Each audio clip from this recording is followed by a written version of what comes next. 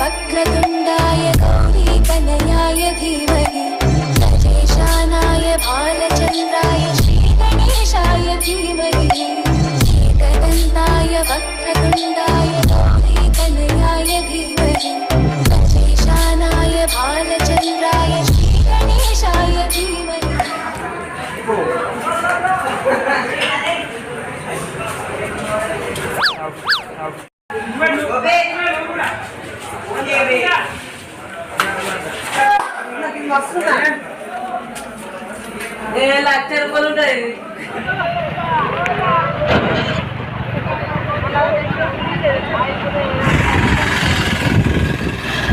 గణపతి లేవు అంటే మీరు ఇప్పుడే గింత తొందర ఎందుకని అనబడతారు ఏమైరా